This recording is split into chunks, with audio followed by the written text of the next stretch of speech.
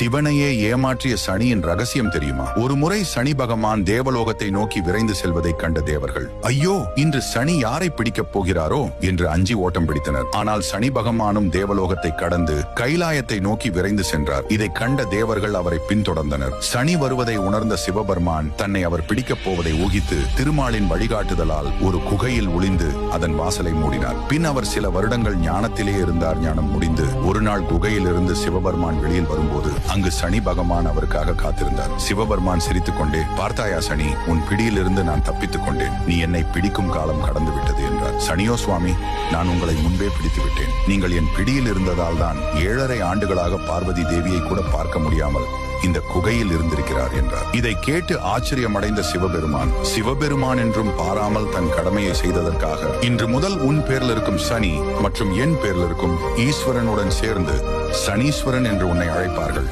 என்று ஆசி வழங்கினார்.